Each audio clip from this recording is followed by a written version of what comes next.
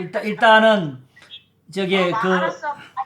코로나에 걸린 분들은 일단 코로나에서는 일단 슈퍼맨들이 다 되신 거고 사실은 이제 안 걸린 분들이 진짜 걱정이지. 아유, 정 권사님하고 최 전사님하고 저하고만 안 걸렸어요. 그러네요. 아, 그러니까 걸린 분.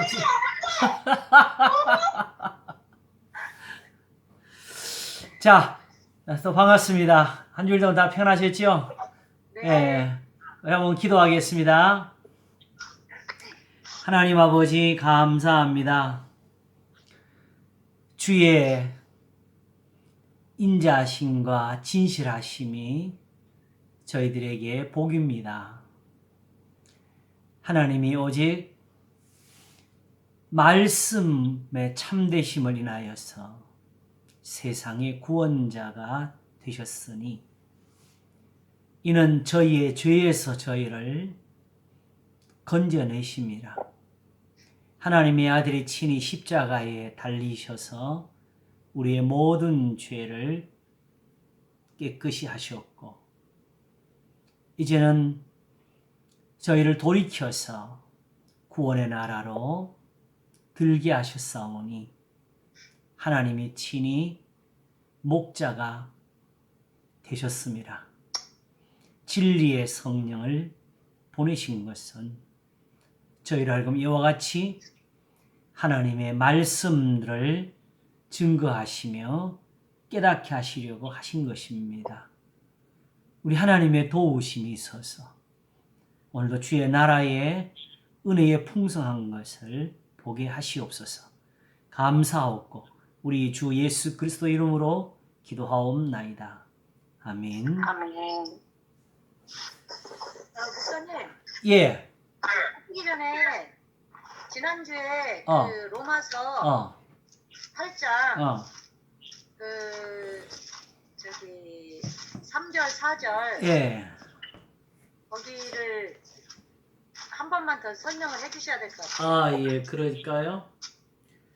여기 어떤 거냐면 그 죄인인 육신의 모양으로 보내 육신의 죄를 정하사 그래서 육신을 따르지 않고 그 영을 따라 행하는 우리에게 율법 여호가 이루어지게 하려 하심이니라 이랬잖아요. 그 말이 굉장히 압축이 돼 있죠, 사실은. 그러니까는 죄 있는 육신의 모양으로 보내서 죽이셨다 하는 것을 아니, 이제 예수님이 죄 있는 육신의 모양으로 오셨기 때문에 그 예수님을 죽이신 건 아니에요. 그러니까 그거 설명하시다가 예. 그걸 조금 설명만 더 해주세요. 사실은 그거는 지지난주 거죠. 지난주 거는 주로 뭐 했냐게 되면 원래 지지난주일에 마칠 때 내가 뭘 하나를 놓친 거 있어가지고 1절, 2절, 3절, 4절에 관계하고 그 이후로 이제 펼쳐지는 모든 그 내용들이 바로 1절과 2절을 이제 설명하고 증명하는 그런 과정이라고. 모든 성경은 다 이렇게 논리적으로 쓰여졌고 언제든지 대부분이 앞에 주제를 가지고 서론을 삼고, 왜냐하게 되면 이것은 단순한 어떤 논리와 설명으로서 우리의 마음을 움직이려고 하는 것이 아니고 사실은 이 성경에 쓰여질 때는 성경을 가지고 있는 사람들, 유대인들을 첫째로 해가지고 쓴 거예요. 그리고 기타의 이방인들에 대한 교회들은 서신이 쓰여질 때는 사도 바울이 이미 한 번 다 가르쳤던 것. 그렇기 때문에 그들로 하여금 다만 기억만 시켜도 그들이 다시 살아날 수 있는 그런 말씀들을 적었어요. 그런데 우리는 지금 현재 우리 입장에서 보게 되면 우리 전혀 모르는 말들이 그냥 막 곳곳에서 막 던져지고 그 다음에 성령이 와서 적용하고 선포되고 막 이런 식으로 풀어냈거든요. 정확히는 우리는 지금 들어도 모르는 말들이었고, 오히려 하나님은 어떤 분이시냐 하게 되면은 이사야 1장에서 보시는 것처럼 오라 우리가 서로 변론하자. 이사야가 전체가 사실 하나의 변론이에요. 요백에서 보시는 것처럼 마지막에 욥하고도 너 왜 그딴 식으로 말하냐 하지 않으시고 요백의 질문을 묻잖아요. 너는 대답하라고. 네가 의롭기 때문에 내 심판을 피하려느냐. 하시면서 결국은 사람이 그걸 깨닫고 그것을 시인하고 돌아서도록 하시는 그런 말씀을 펼쳤어요. 엄밀히 따지면 욕과 같은 사람이 어디 있어요? 그런 사람한테 욥기 42장이라는 긴 그런 드라마가 펼쳐져야 되겠어요? 말만 하시면 다 될 걸.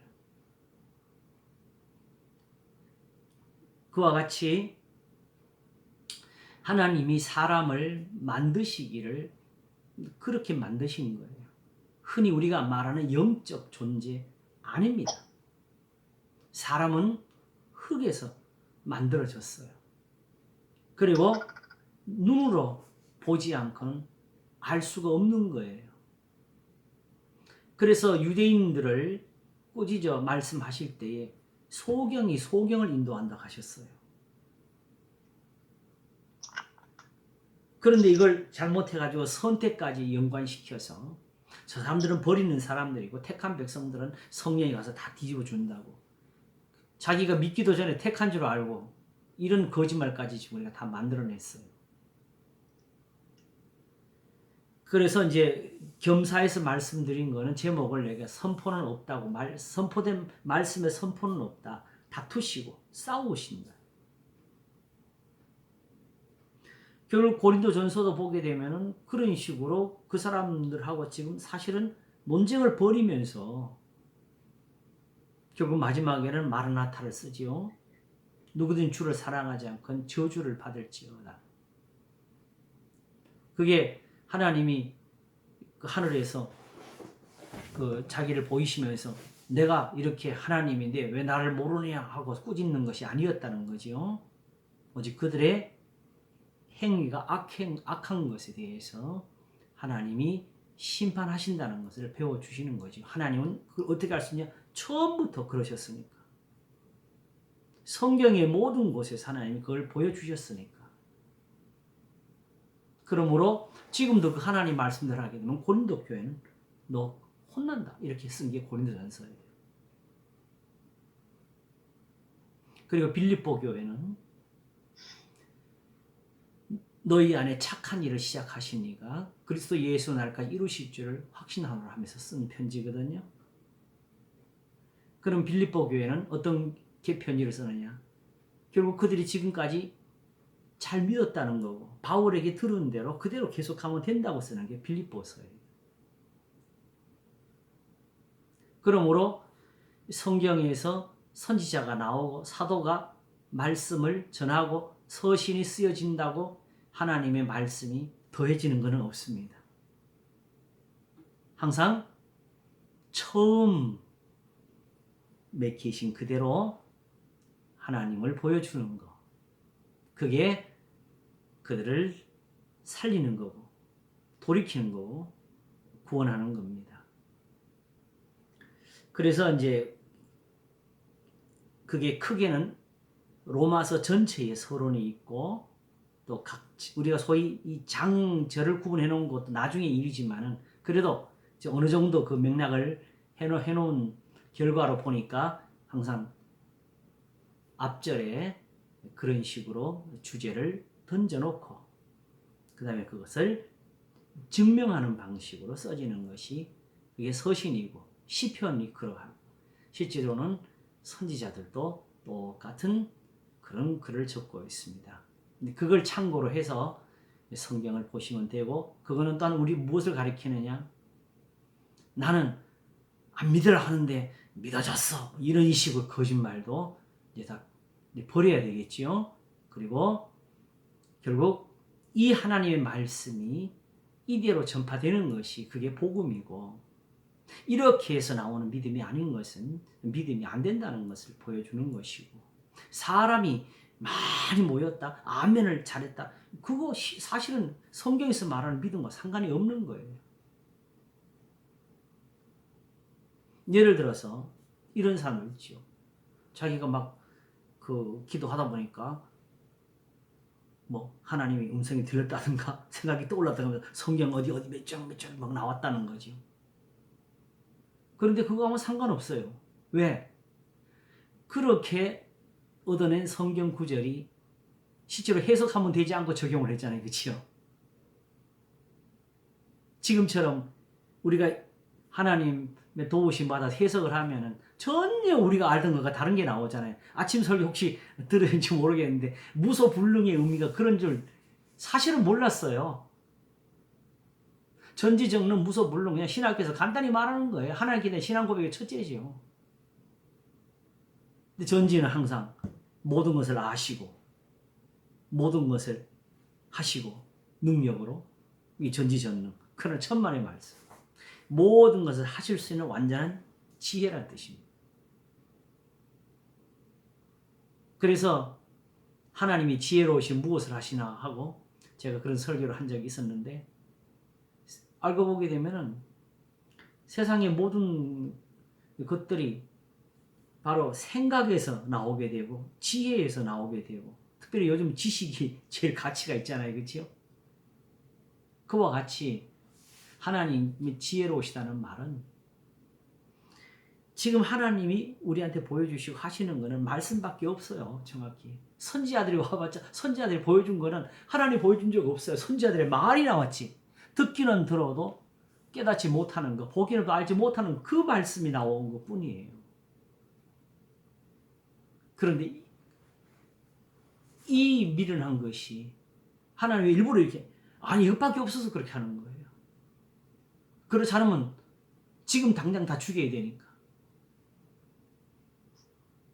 그러므로 지금 들어도 알지 못하고 보기는 보아도 알지 못하고 듣긴 들어도 깨닫지 못하지만 그래도 이것밖에 없다고 또 선지자를 보내셔가지고 선지자들이 뺨을 맞고 수염이 뽑히고 옥에 갇히고 죽임을 당하고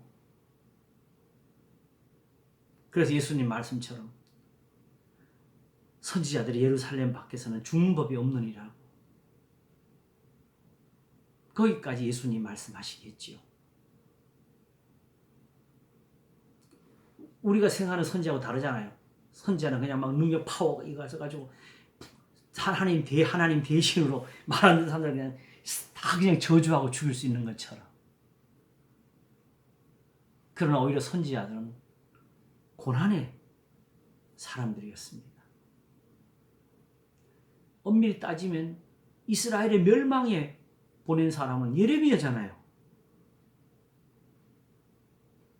예레미야가 사실은 뭘 했어요? 그들한테 가서 전하는 것밖에 못하고 전하고 나니까 욕을 먹고 그리고 가서 축복을 전했습니까? 저주를 전했잖아요. 그래서 자기가 스스로 하나님 앞에 더 이상 못하겠습니다까지 말을 했어요. 사실은. 왜? 나는 입만 열면 저주를 전합니다. 그래서 나는 이제 그만하겠습니다. 못하겠습니다. 하고 나면은 하나님하고 이제 다툼이 벌어지는데 그거는 이제 어떻게 나타나냐? 거꾸로 자기 속이 불이 부는 것 같아 못 견디겠다고. 그래서 하나님과 다투면 제가 항상 집니다. 하나님이 이기십니다. 그래서 나는 또 욕먹으러 가고 그래서 나는 또 매맞으러 가고 그 멸망의 중에 하신 일이 그것밖에 없어요. 그리고 포로로 잡혀가고 난 다음에는 선지자를 보내가지고 뭐 하셨어요? 결국 예레미야를 하신 말씀은 거기서 살아라 해요. 자식들 장가 시집 보내라고. 그리고 너희가 사는 그 나라가 평안하도록 위해서 기도하라고. 내가 대한민국에 사는 의의를 거기서 찾았다니까요. 여기 누가 이 땅에 어떤 내가 충성을 바쳐야 될 사람들이 있는 것이 아니고 내 나라고 내 땅이더라. 내가 살아야 돼. 여기서. 그런 이 땅을 위해서 기도할 수밖에 없지요.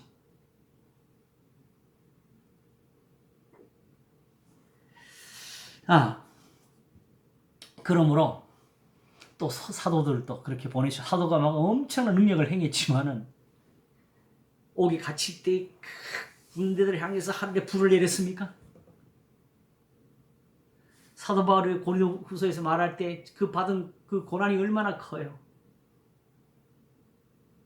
40에 하나 가면 매를 맞고 3번 태장으로 맞고 파선하고 죽이는 것처럼 살았고 배고프고 헐벗었고 굶주렸고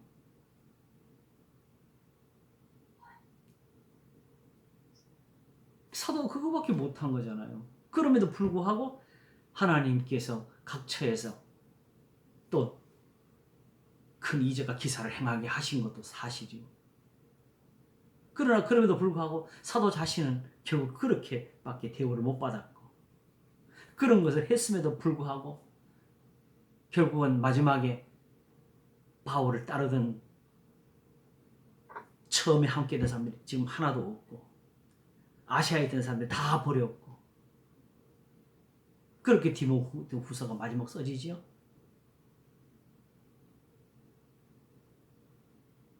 그러므로 막 능력 자랑하면서 하나님을 보이는 것은 처음부터 거짓말입니다.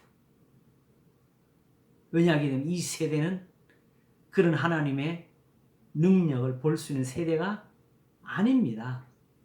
이스라엘이 그랬는데 유대인들이 그거였는데 우리가 그들보다 선합니까? 당연히 안 되는 거지요.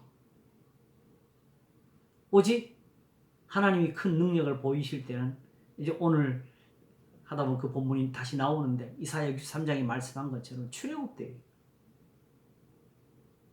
하나님의 음성이 확실하게 들린 것은 시내산이었어. 그 다음부터는 다 선지자예요.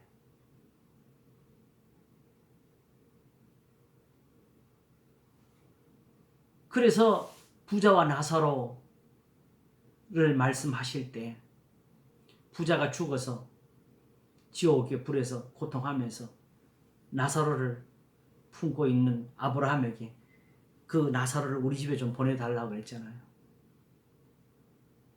그때 아브라함이 말하기를 저희에게 모세와 선지자들이 있다고 그랬어요. 이때는 모세와 선지자는 같이 산 사람들이 아니죠. 시대적으로 얼마나 달라요. 그죠? 그럼 지금 모세와 선지자가 있지 않냐는 말은 뭐예요? 성경이 있지 않냐는 거죠.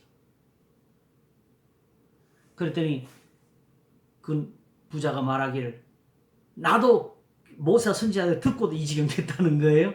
그건 안 믿어서 그런 거지.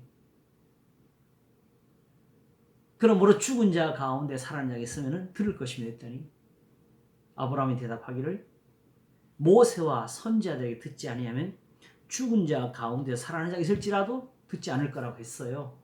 왜 우리는 성경을 안 믿어요? 예수님이 가르치는데 이 말을 안 믿어. 고민도 안 해, 전부 다 자기가 혼자 다 성령 받은 것처럼 뭐 자기가 성령한테 자기 은혜를 주셔가지고 내가 믿음이 생긴 것처럼.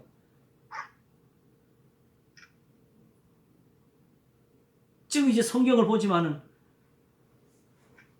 우리의 믿음 중에 잘못된 걸 너무 많다는 걸 지금 보게 되잖아요.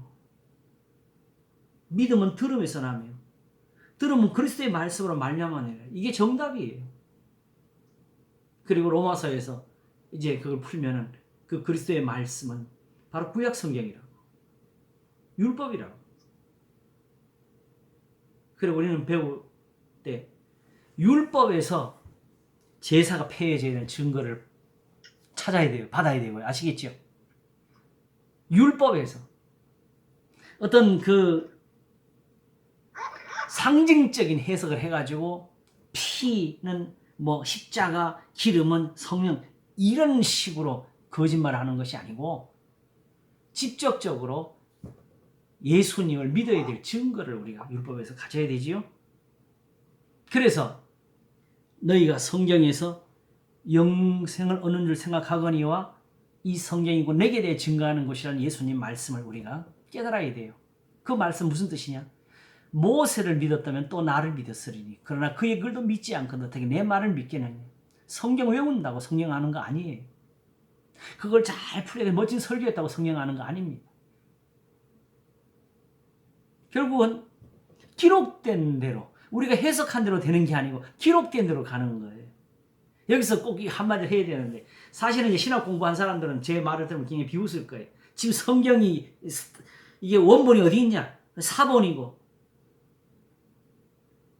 그래 사본학 들어가고 오게 되면 지금 이게 완전한 성경 한국어로 있는 것도 아니고 막 하면서 별것 다 이야기할 거예요. 그러나 원본이 있어도 우리가 모릅니다. 직접 원본을 들고 있어도 이 해석을 못해요. 그냥. 왜? 우리가 모르는 말인데.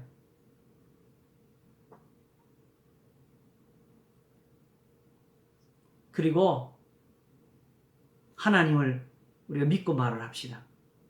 그럼 왜 성경이 지금 이렇게 세상 말로 그들의 말로 왜 이렇게 막 난장판이 되고 쪼가리로 나눠져 있는 성경이 우리한테 전해져 왔겠어요? 그럼 누가 했어요? 그거는 마귀가 했어요? 하나님 하셨어요?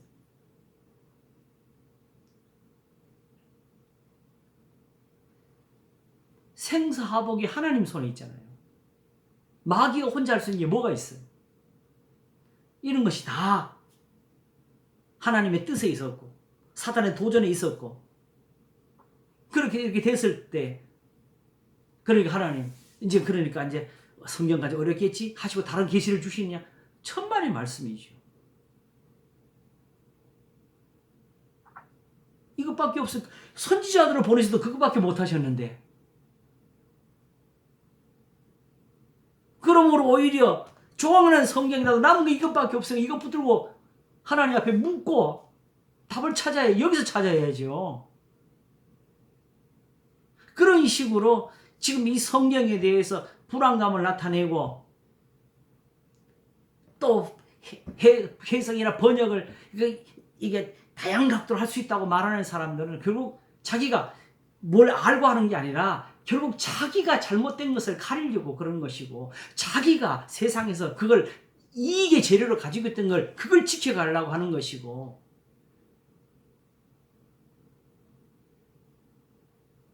우리가 알지만 사실은 개혁 성경이라는 것이 한글 개혁 성경이라는 게 엄밀히 말해 고어가 있어요. 좀 어려운 글들이 있어요. 말들이. 그래서 개혁 개정과 가끔씩 비교해 보기에는 이런 거 정말 여기 시기 잘 풀어내는 있어요. 그렇지만은 개혁 개정을 만들게 된 동기는 이제 다 드러났어요. 그렇게 해서 성경을 쉽게 하는 것보다가 성서공회가 판건이 다 돼가지고 이 개혁 성경을 가지고 이제 쉽게 말하면 돈벌이가 안 되는 거지요. 그 다음에 돈벌이 한다면 화를 내겠지만은 나타난 건 그 결과잖아. 일시에 천만이나 되는 성도들이 다 성경을 한꺼번에 바꿨으니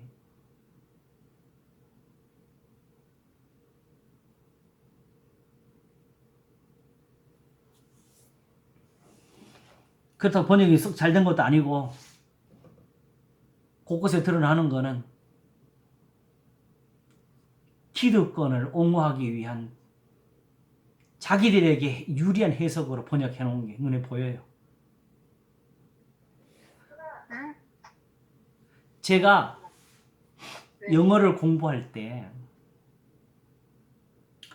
영어학이라는 과목을 공부했었어요. 그 과목의 결론에 가서 이 말이 나왔어요. 유창한 영어보다는 정확한 영어가 좋습니다. 그랬어요. 그러므로 해석의 여지가 남고 생각할 것이 있으면 생각하게 남겨둬야지 그걸 자기들이 다 풀고 짜맞춰가지고 딱 귀에 들어오게 만들었으면 그거는 번역이 지금 문제가 굉장히 크게 된 거지요. 왜 그러냐 하게 되면은 사도 베드로가 베드로후서 끝에 뭐라고 썼어요? 우리 형제 바울도 이 종말에 대해서 적었다 그랬잖아요. 근데 그 중에 더 어려운 것이 있어가지고 어떤 사람들이 그것도 다른 성경처럼 어려움이 있다는 거 맞아요. 사도들한테도. 그걸 억지로 풀다가 스스로 멸망에 이른다 그랬잖아요. 근데 어려운 것이 다 사라지는 성경이 그게 성경이에요?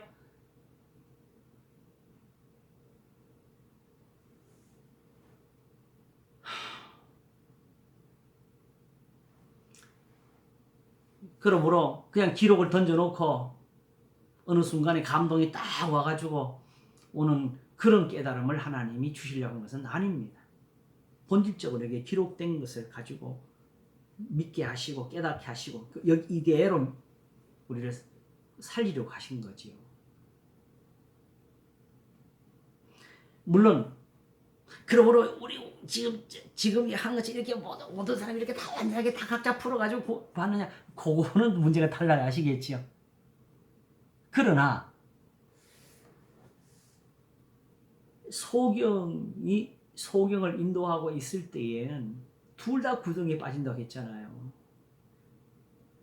소경된 자체가 죄가 되는 건 아니잖아요. 그러므로 소경을 끄는 것을 봤을 때는 그거는 한 사람이 두 사람인지 그들을 바로 인도해주고 고쳐주고 지켜줘야 되지요.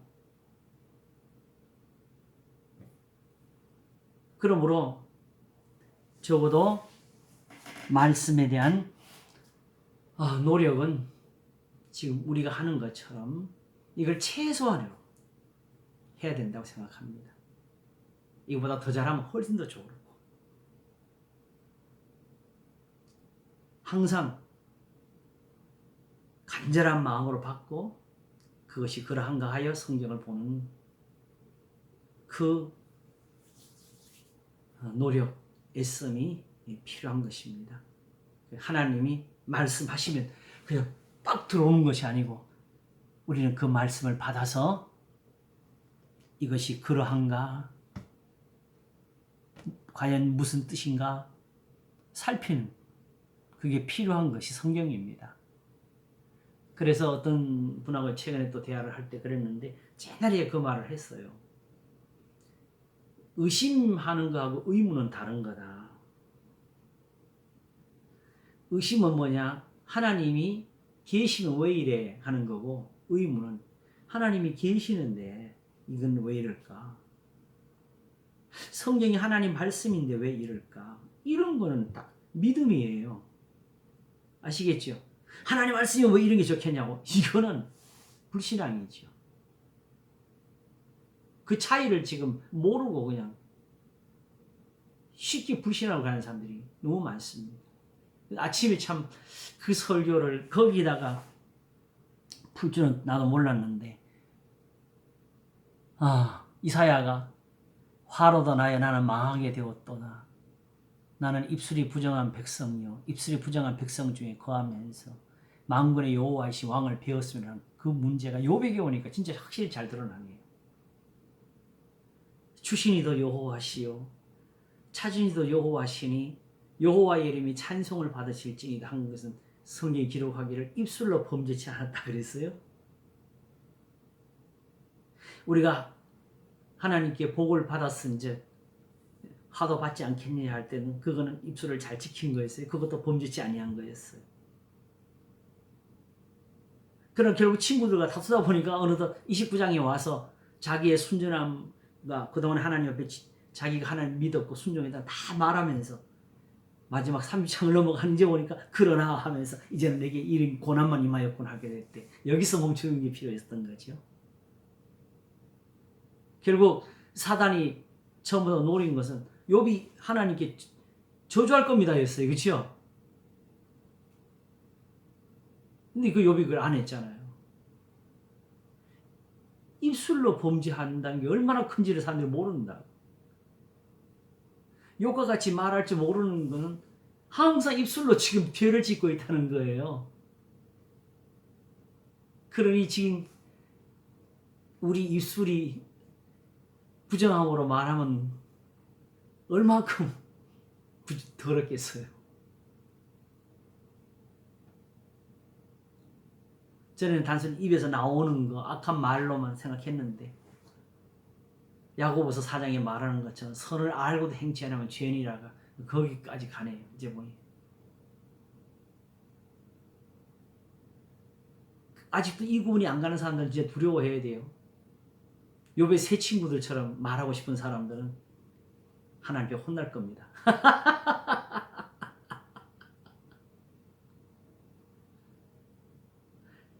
다들 아직도 욥기를 보면서 그쪽으로 편을 들라는 사람 너무 많아요. 몰라도 하나님 말씀한 대로 따라가야 되지요. 그러면서 그게 뭘까 하고 입을 닫고 잠잠히 그 의미가 밝혀질 때까지 참아야죠. 우리는 여기까지 그래도 깨달았습니다. 그래서 결국 욥의 회개는 무지한 말로 이치를 가리는 자가 누구입니까? 내가 알기 어렵고 헤아리기 어려운 말을 했다고.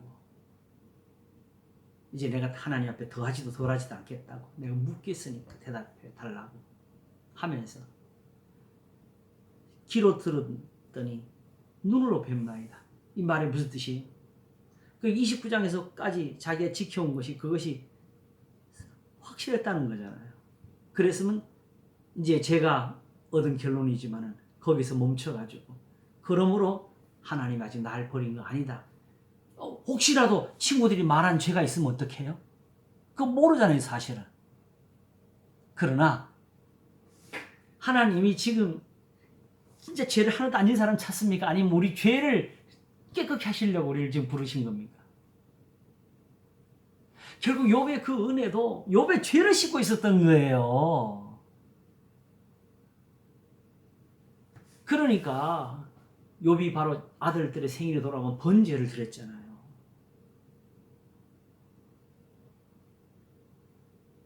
혹시라도 여호와를 불순종하고 마음으로 죄를 지었을까 봐. 그러므로 오히려 지금까지 혹시 죄가 있었는지 모른다 할지라도 내가 이렇게 해서 도로 살 거다. 하나님이 정말 의로우시니까 나를 다시 살리실 것 하면서 오히려 자기가 귀로 들었던 것을 더 확실하게 했었으면 좋았겠지요. 물론 제가 이거 욥이 됐으면 그렇게 했겠어요. 그렇지만 어쩌든지 우리가 배워야 되니까 이렇게 해서라도 모양이라도 가지면 우리가 복이 되겠지요. 여호와를 미워하는 자는 저에게 복종하는 자 할지라도 저희 시대는 영원하리라고 하셨습니다. 자, 이렇게 한 것이고, 그 다음에 이제 우리 한효사님이 물어보신 거 3절 4절 다시 한번 정리를 좀 하겠습니다. 율법이 육신으로 말미암아 연약하여 할 수 없는 그것이라는 것은 바로 율법이 궁극을 우리가 말을 했던 것이지요. 율법이 결국은 궁극적으로 왜 있느냐? 예수님의 이름에서 보여주신 것처럼 자기 백성을 저희 죄에서 건지시는 겁니다. 그래서 결국은 계명을 주신 것도 그걸로 뭘 하려고? 율법을 이루려고. 그 율법을 이루게 되면 바로 속죄제에서 말씀하신 것처럼 무슨 죄를 지었든지 사심을 얻으리라 되는 거지요. 그리고 그렇게 죄를 사하실 때는 시편 65편이 이루어지는데 바로 찬송이 시온에서 주를 기다린다가 되고 또 모든 육체가 주께 나오리다 기도를 들으시기 때문에 어떻게 들으시느냐? 죄악이 나를 이기었사니 우리의 죄가를 주께서 사하시리다가 되는 거죠. 결국은 진짜 목표는 뭐지? 그러니까 기도를 들으시는 것. 죄를 깨끗게 하시고 의인의 기도가 되도록 하시는 거지요. 말을 적게 해도 되는 기도. 생각만 해도 그 생각보다 더 해주시는 기도.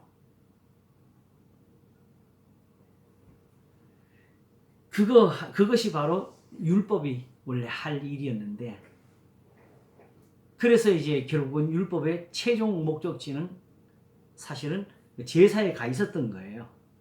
그래서 바울이 말한 것이 그게 다 선한 것이라는 것이었고 근데 그것이 바로 육신으로 말미암아 하나님의 말씀을 순종하는 건 없이 육체의 예법만 남으니까 할례도 무할례가 되어버렸고 안식일도 거룩하지 못한 것이 되어버렸고 제사와 예물도 헛된 것이 되어버렸다. 그 말이 율법의 육신으로 말하면 연약할 수 없는 그것이라는 표현입니다. 그러나 그게 지금 필요치 않는 거냐? 오히려 우리가 더 절실하지요. 자기 허물을 깨달을 자 누가 있어요? 내 죄가 내 머리보다 많도소이다. 우리는 그것도 말할 줄도 모르잖아요.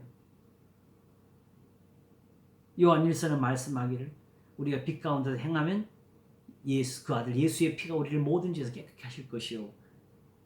이제 이렇게 아직도 말하고 계시는데 지금도 필요한 것은 우리의 죄를 사하시는 은혜입니다. 이제 예수님 믿고 구원 받았으니까 이제 죄에서 벗어났다 거짓말입니다. 아직도 죄를 짓고 있어요. 그러므로 지금도 죄가 씻어져야 돼요.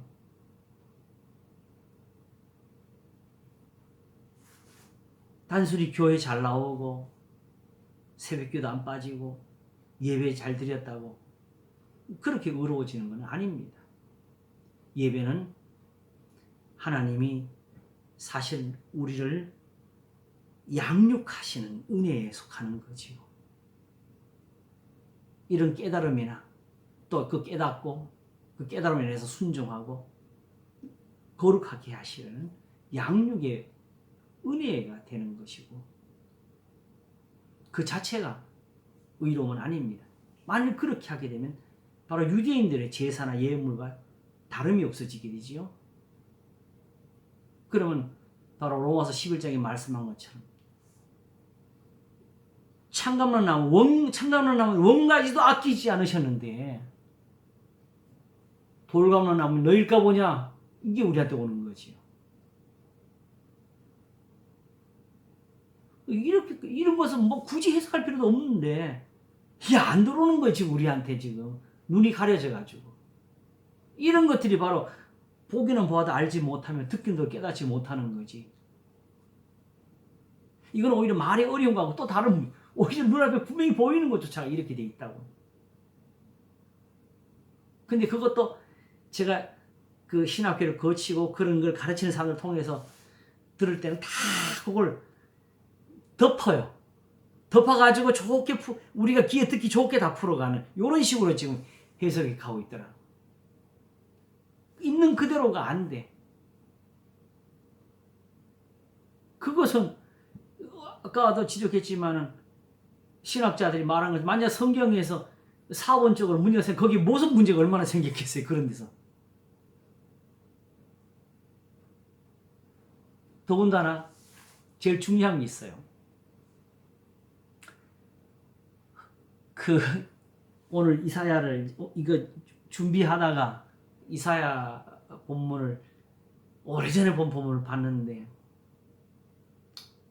너희는 여호와의 책을 자세히 살펴보라. 이것들이 하나도 빠진 것이 없고 그 짝이 없는 것이 없으리니 이렇게 나오는 구절 혹시 기억나세요?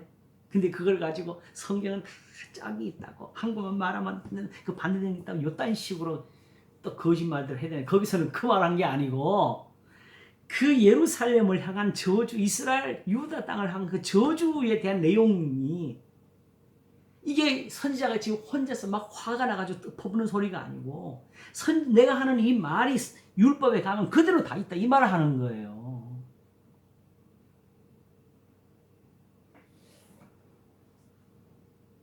만일 선지자가 하는 말이 율법에서 떠났고 거기서 벗어났거나 혹은 더했거나 뺐거나 하면 선지자가 저주를 받아야죠. 거짓말을 했으니까. 심지어 그리스도께서 부활하지 아니하시는데 부활했다 하게 되면 그것도 하나님 거짓말하는 거라 그랬어요. 사도 바울이 고린도서 15장에서. 하나님 앞에 거짓말하는 게 얼마나 무서운지 모르는 사람들은 그 의미를 몰라요. 거짓말하는 사람은 반드시 벌 받습니다.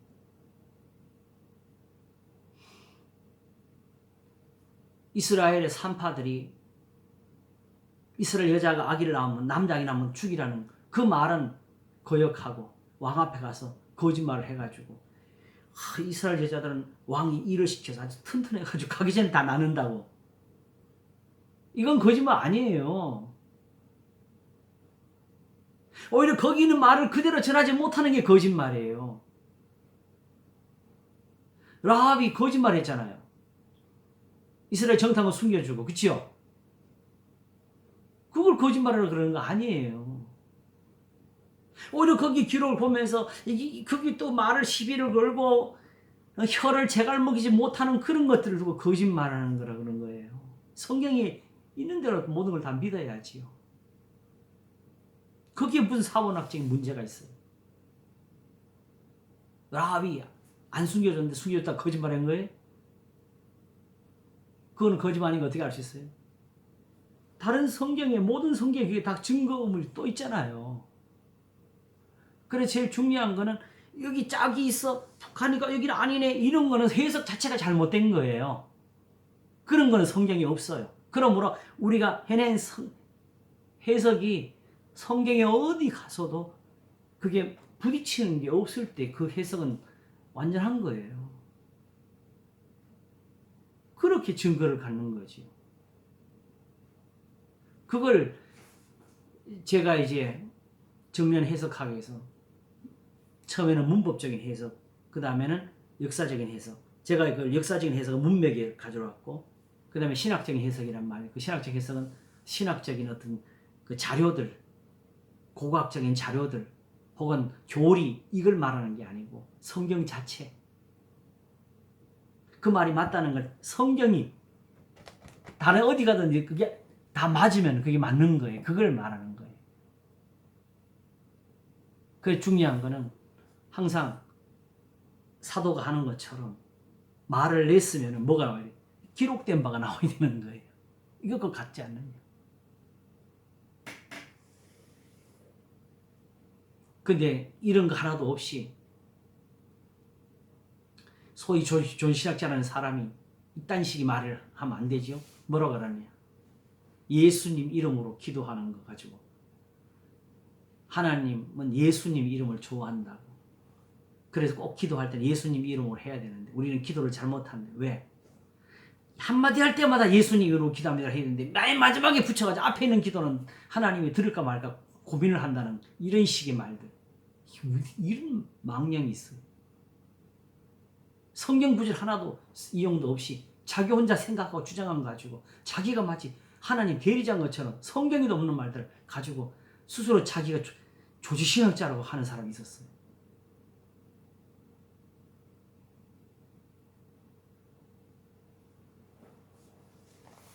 자,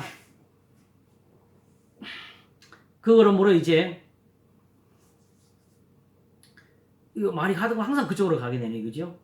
율법이 육신을 많이 연약할 수 없는 그것이라는 것은 결국은 죄 사함에 관한 일이고 그걸 이루어야 되는데 그게 안 되니 못 하니까 결국 어디서 오느냐? 육신 때문에. 이 말을 자꾸 밥 먹는 거, 학교 다니는 거, 세상에 살아 이런 것들 육신이라고 하면 안 되는 거죠. 그게 다 세상에서 온 것들이에요.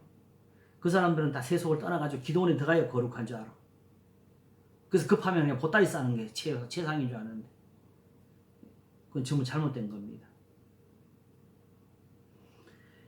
여기서 말하는 육신은 육체의 예법, 율법에서 아시겠죠? 율법에 있는 예법들, 제사나 예물이나 혹은 성전이나 안식일이나 절기나 할례와 같은 이런 육체의 모양으로 경건을 보이고 의로움을 나타내는 이런 행위들. 그래서 우리가 지금 요 번역들을 정확하게 잘 돼 있다면 행위라고 표현된 부분들은 다 이런 것들이라고 보시면 돼요. 그렇지 않은 것들은 이제 행함으로 나오죠. 하나님의 계명은 행함으로 나오게 되고 이런 율법에 있는 예법들은 행위라는 표현으로 됩니다. 그래서 율법의 행위로는 구원을 육체가 하나도 없다는 표현을 쓴 것이 바로 그 제사나 예물을 가지고 하는 말이지요. 그런데 이제 예수님의 피 흘리심으로 구원을 얻었다고 믿는 사람들에게 예배나 이런 형식을 가지고 사람들에게 겁을 주고 미혹을 주는 그런 식의 교회는 되면 안 되지요.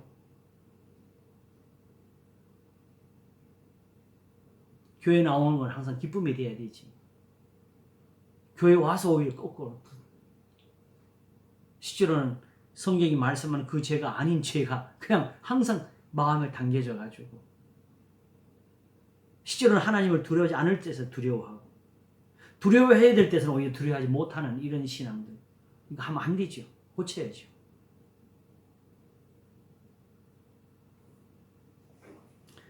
자, 그것을 이제 하나님은 하시는데 결국 뭘 하셔야 돼? 결국 죄를 사실 수가 있다는 거고, 그렇게 해서 우리를 의롭다 하시고 구원을 하실 수가 있다는 거지요.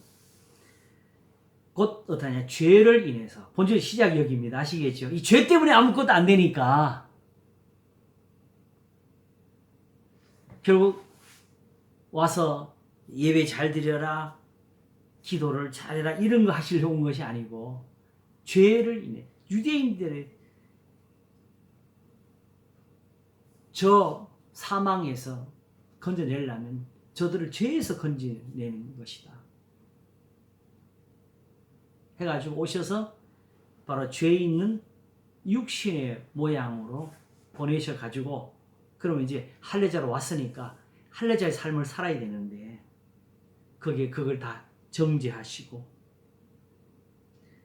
육신을 좇는 것이 아니라 영을 조차 사는 것을 주님이 친히 본으로, 그건 골로새 2장이 잘 표현을 했어요. 결국 부활이 뭐냐? 또 이 어떤 이단들은, 맨날 귀신 말하는 이단들은 십자가는 재수 없는 거라고 하고 부활만 찬양을 하는데, 그런 부활은 없습니다. 예수님의 부활에 참여하려면 내가 그리스도와 부활의 권능과 그 고난의 참여함을 알리하여 어찌하든지 죽은 자 가운데서 부활이를 하노라는 이 바울의 이 가르침, 그것을 따르지 않으면 부활이 사실은 없습니다. 예수님은 그냥 부활하셨느냐? 아닙니다. 자기를 낮추시고 죽기까지 복종하셨다고 했어요. 욕을 받으시되 욕하지 않으시고 고난을 받으시되 위협하지 않으셨다고 하셨어요. 그리고 이걸 가지고 베드로전서는 우리 영혼의 목자와 감독이시라고 했습니다. 어떻게? 거기서 예수님이 끝났으면 아무것도 아닌데, 저는 하늘을 오르사 하나님 우편에 계신 천사들과 권세들이 굴복하느니라 답으로 나와 있거든요. 그럼 특별히 이런 표현을 쓴 이유가 뭘까요? 당시에는 엄밀히 역사적으로 보게 되면은 그리스도인들의 고난은 정확히 말해서 권세자들에 대한 핍박으로 다가왔었거든요.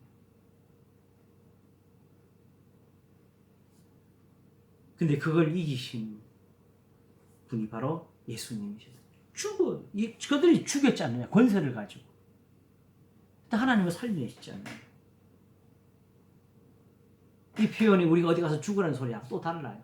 바울은 그대로 이 능력이 지금 그리스도 안에서 역사하고 믿는 자를 속에 역사한다고 바로 고난을 받고 있는 교회들에게 이걸로 다시 살라고 가르치는 거지요. 왜? 이방인들처럼 우상 숭배하는 탐심을 가지고 있으면 하나님의 진노가 임한다고. 이방인들이 왜 벌 받느냐? 예배 안 드렸다고? No. 기도 안 했다고? No. 이 탐심을 가지고 사니까 하나님 벌 주신 거라고. 그러면 너희도 그들처럼 되면 그 같이 벌 받는다. 교회도. 그게 에베소서 골로새서 써진 거지.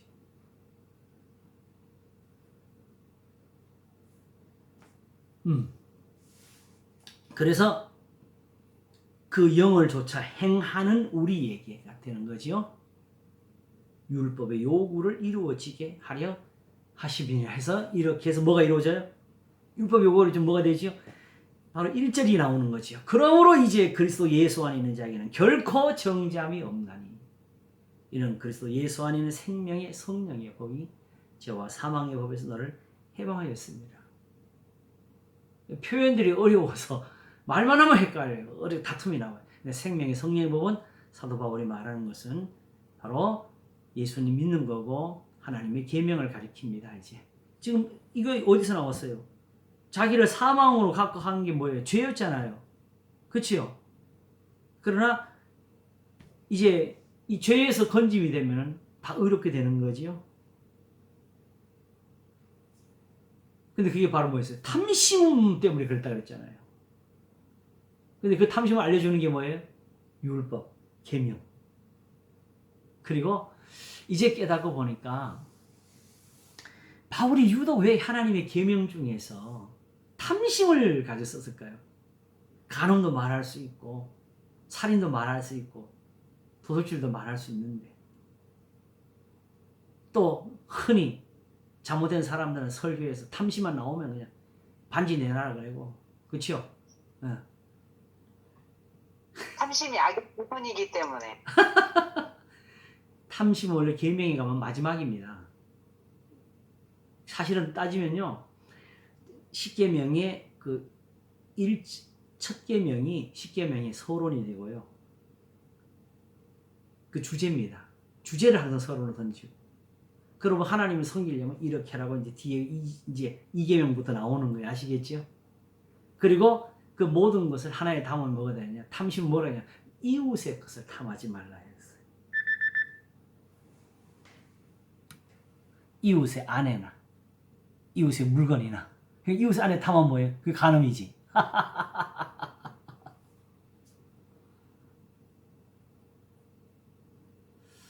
이런 것을 좀 깨달으니까 특별히 여자분들을 대할 때 거의 어떤 존경 같은 마음이 이게 배워지게 되고 그게 솟아날 때가 언제냐게 되면 그냥 이쁜 처녀가 아니고 누구랑 결혼할 겁니다.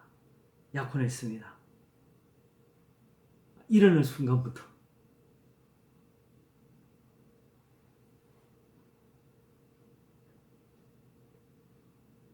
물론 결혼하신 분들은 당연하고요. 이웃의 것을 그래 알고 보니까 살인도 결국은 뭐예요? 남을 미워하고 죽이는 거고 예수님은 아예 라가로 갔잖아요. 그렇죠? 도적질이 그렇고 간음이 그렇고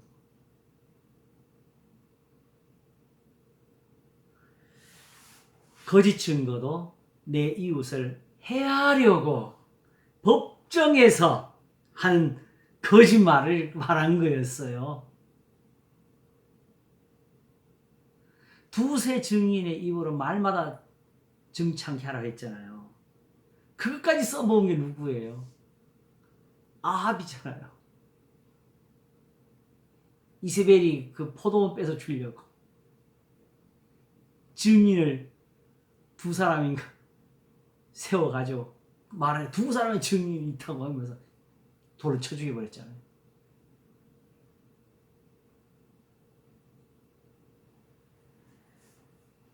그러므로 탐심은 우상숭배입니다. 사도 바울이 말한 것처럼 하나님의 계명을 지키지 않는 그걸 거스려 사는 모든 마음들이 다 탐심입니다.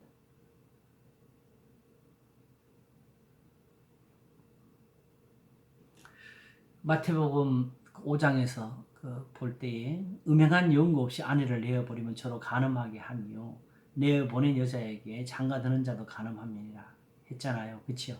자 그러면 자기 아내를 내어보내놓고 나는 이제 장가를 안 가겠다.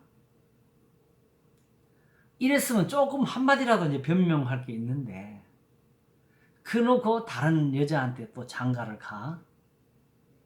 이거는 왜 간음이냐? 이미 딴 여자한테 마음 가 있어서 그런 것 같아요. 제가 볼 때.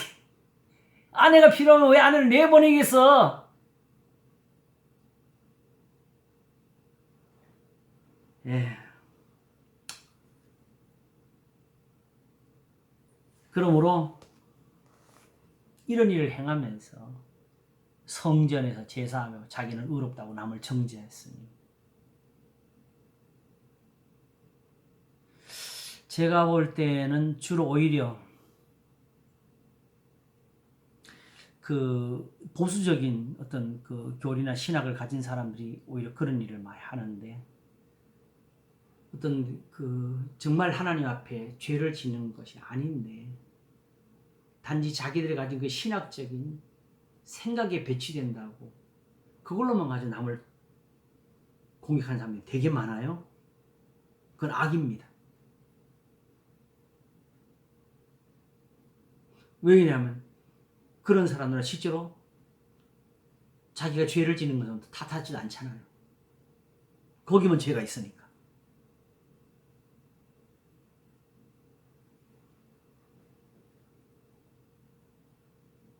자, 이제 좀 설명이 되겠어요? 예, 율법의 요구가 이루어지면은 죄의 사함이 이루어지고 8장 1절과 2절이 이루어집니다. 생명의 성령의 법은 하나님의 계명의 말씀입니다. 이제 그걸 이제 표현한 것이 이제 5절부터 나오죠. 바로 4절에 그 영을 육신을 좇지 않고 그 영을 좇아 행하는 우리에게 율법의 요구를 이루어지게 하여 하심이니라 한 것이죠. 그러므로 이제 더 이상 제사나 혹은 육체의 예법에 얽매이지 않고 하나님의 말씀대로 사는 사람들이 구원을 얻는 겁니다. 그걸 가지고 바로 영을 좇아 사는 것이라. 이제는 이게 확실해진 것 같아요. 이제 우리 야고보서 2장이 말씀하는 그게 그대로 똑같이 온 것 같은데, 영혼 없는 몸이 죽은 것처럼 행함을 믿으면 그 자체가 죽은 것이라고 했잖아요. 그죠? 그 표현이 단순한 어떤 비유나 설명이 아니었어요. 율법 자체를 놓고 살리는 것을 얘기한 거죠. 생명이라고 했을 때 제사가 되고 할례가 되기 위해서 필요한 건 뭐예요? 내가 율법을 행한 즉 내 할례가 유익하나 율법을 범한 즉 내 할례가 무할례가 되었니라는 거기에서 온 것이죠. 그래서 율법 자체를 한 생명으로 볼 때에 바로 제사나 예물 드리는 것은 그거는 육체에 속하게 되는 것이고, 그리고 혼은 어디가 있느냐? 하나님의 계명대로 사는 데 있었다. 그러므로 이 혼이 죽으면 육체는 죽은 거지, 그렇죠? 그 설명을 여기서 해주신 것 같아요. 그래서 이거는 예수님 말씀에서 또 오는 건데, 살리는 것은 영이니 육은 무익하니라. 내가 너희에게는 말이 곧 영이요 생명이니라. 왜 영과 진리를 예배할지는 하셨는지 이렇게 예수님 말씀에서 모든 게 다 풀어야 되지. 어떤 분은 굳이 이 성경을 보다 보면요, 성령이라고 표현된 부분이 있고 그냥 영이라고 표현된 부분이 있는데, 굳이 영이라고 표현하는 부분도 굳이 그걸 성령이라고 끝까지 그걸 주장을 해가면서 그쪽으로 끌어가는 분들이 있어요. 이건 정말 제가 존경하는 분 중에 한 분인데, 요한 1서에서 우리가 하나님의 계명을 지키고 그에 기뻐하는 것을 행하면, 이렇게 표현해 놓으니까, 그러니까 계명도 지키고 기뻐하는 게 또 있으니 그것도 찾아서 해야 되는.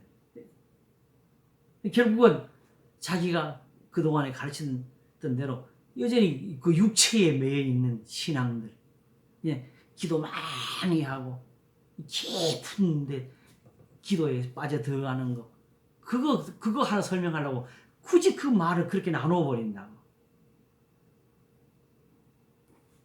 거기서 하나님이 기뻐하실 뜻은 하나님이 계명 지키는 거예요. 하나님을 자꾸 귀신으로 만들어. 살아계신 분을. 하나님은 사도 바울이 말씀한 그 답에서 항상 흔들리지 않아야 돼요. 하늘과 땅을 지으신 분은 사람의 손으로는 지어 사시지 않고 또 무엇이 필요한 것처럼 섬김 받는 것이 아니다. 하나님이 지금 뭘 요구하기 위해서 오신 건 아니다. 왜 나한테 다가오지 않느냐? 왜 나한테 와서 영적인 관계를 맺지 않느냐? 이거 따지시는 거 아닙니다. 하나님을 몰라서 망하기 때문에 사실은 자기를 보이시면서 이 신앙을 만드신 거잖아요. 다만 내 귀에 안 들린다고 그거 갖다가 붙여서 어거지로 부리는 사람들이 있어요. 그러니까 저 때는 음성이 들렸고 지금은 미세한 소리라도 소리가 좀 내라 그래. 자기 속이만 들리는 거. 제가 요새 저기 그 음악 파일 하나 만들어 놓고 들어보게 돼. 거기다 제가 포르테, 시모, 포르테, 피아니시모, 피아노 시시모까지 제가 표현을 다 해놨어요. 볼륨이 좀 작으면 피아노 시시모는 안 들려요. 연주 안 한 것처럼. 근데 조금 높으면 들려요. 미세한 음성도 그거는 귀에 들려야 돼요. 마음에만 들리는 소리는 소리가 아닙니다.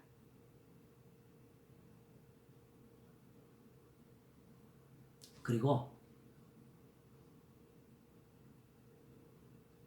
어떤 소리가 들렸든지 하나님이시면은 성령을 보내셔서 선지자들과 사도들을 보내가지고 가르치신 거, 그걸 우리한테 가르쳐 주셔야지. 선지자 사도들은 가르치는 거 빼놓고 새로운 걸 가르쳐요. 거짓말이죠. 하나님이 아니죠. 그게 진짜 마귀죠.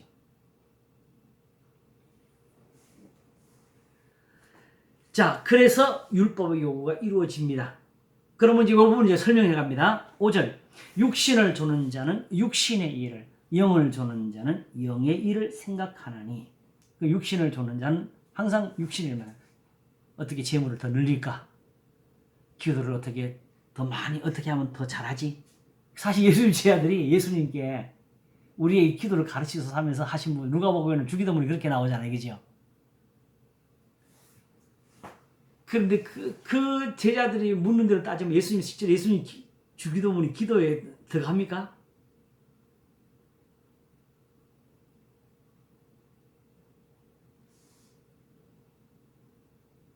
우리에게 일용할 양식을 주옵시며 우리가 우리에게 죄 지은 자를 사하여 주는 우리 죄를 사하여 주옵시고 우리의 시험에 들게 하지 마옵시며 다만 악에서 구하옵소서. 이 주기도문이 기도가 되지 않는 이유는 우리가 구하는 거하고 안 맞아서 그렇잖아. 우리는 지금 그걸 구하는 게 아니잖아. 그 제자들은 왜 그걸 물었을까요? 자기들 생각할 때 내가 볼 때는 기도가 어떻게 하면 잘 될까 하는 식에서 실제로 구하는 건 따로 있어. 내가 지금 하나님 옆에 뭘 어렵게 있는데 이걸 어떻게 하면 어찌? 하기 위해서 어떻게 말도 어떻게 하나님 옆에 잘할 수 없을까 하는 이런 식의 질문을 했던 거고. 그러니까 예수님은 너희들이 지금 구할 건 이거라고 가르쳐 준 거죠. 이게 없으니까 기도가 안 되고 있다라 사실 가르쳐 준 게 주기도문이에요. 그래서 정말 기도가 간절하면 예수님 가르친 기도가 간절해져야 되지요. 아, 이게 없으니까 내가 부르짖어도 안 들으시는 거구나. 그런데 막상 예수님 가르친 기도를 보게 되면 또 우리가 행해야 될 것들이잖아요. 그죠? 근데 이게 잘 안 되는구나. 그걸 제가 교회에서 어떻게 풀었냐게 되면 세상 살다가 일 막히면 포기합니까? 망하면 죽습니까? 하도 일어서라고 또 몸부림하면 치잖아요. 왜? 하나님 말씀에 대해서는 그런 것이 없냐고. 못 지킵니다. 아니, 못 지키니까 하나님, 그러면 안 되니까 하나님 매달려서 주님이 좀 도와달라고 해야 되지요. 그거라도 해야 되지요. 근데 그게 안 되는 이유가 뭐냐? 아직도 그게 나한테 왜 필요한지를 몰라서 그런 거지요.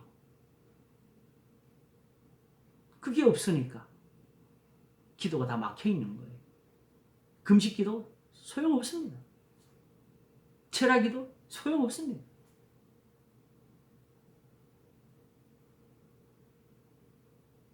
우리가 사실 얼마나 외식을 하고 있냐면 내가 교회 올 때마다 금요일은 사실은 그냥 따로 이제 어떤 기도에 특별한 기도의 모임이 있을 때는 이제 그렇게 모여서 한 적이 있었어요. 근데 금요 기도회가 이게 고정화될 줄은 나도 몰랐어요. 근데 거기 얼마나 외식이 있냐. 처음에는 원래 금요 기도는 왜 모인지 아세요?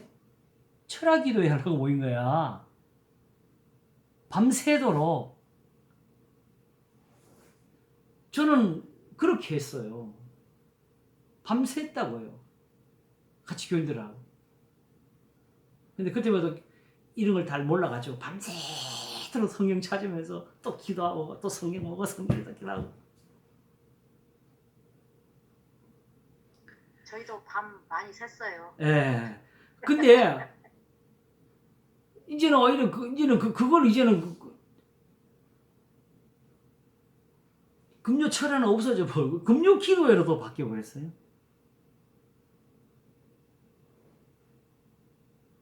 원칙은 철화로 시작한 건데 그놓고 또 마치 그것도 안 하면 안 되는 것처럼 또 거기에 묶여져 있고.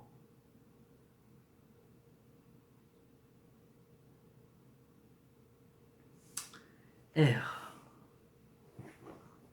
사실은 수요 예배 정도는 내가 볼 땐 적당하게 잘 한 것 같아요. 그래도 한 주일 동안 지나면서 하나님 말씀을 그래도 한 번이라도 더 듣게 하는, 그거는 뭐 매일 해도 상관없어요. 제가 볼 때는. 저한테 이제 기회가 주어졌다면, 원래 제가 가진 꿈은 언제 교인들이 성경 공부 다 하냐, 자유롭게 성경 공부할 수 있도록 월요일은 로마서, 그 다음에 화요일은 고린도전서 이런 식으로 계속 나 혼자서 해나가면 교인들 필요한 대로 들을까, 이 정도 내 꿈은 가졌었지. 왜냐면 매일 올 수는 없고 다 사회생활하고 바쁘잖아요. 그거 죄 아니에요.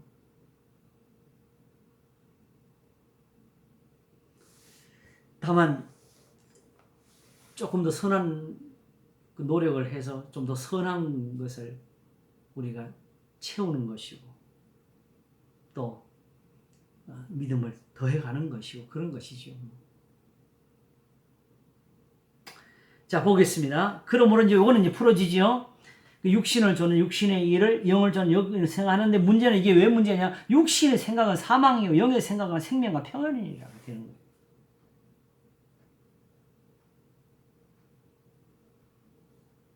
그러므로 육신의 생각은 하나님과 원수가 되나니 이는 하나님의 법에 굴복하지 아니할 뿐 아니라 할 수도 없다고. 저희 사도 바울이 로마서 7장에 말한 그 여기 와 있는 거예요. 그러니까 실질적으로 그 할례자들은 할례 빼놓고는 다 악이니까, 무할례자들이 이렇게 예수님을 믿는 걸 보면서 저들은 그걸 미워하는 거죠.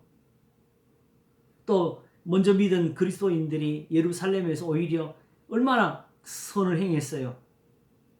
오히려 재물을 팔아 가는 나눠준데 그걸 핍박해서 다 내쫓아버렸고 죽이기도 했고. 할 수도 없어. 예수님이 건져주기 전까지는 오호라 나는 공고한 사람이로다, 이 말조차도 배울 수가 없어. 이제 이것도 예수님 믿고 난 후에 설명하니까 이 말이 나온 거지. 이 당시에는 이런 고민조차도 없었다고. 자기는 오직 이게 의로운 자라고, 나는 흠이 없는 자라고 살았으니까. 그런 식으로 신앙이 만들어지는 게 있어요. 이것도 하나님 손에서 나오는 건데, 하나님이 건져주시지 않으면 못 빠져나옵니다.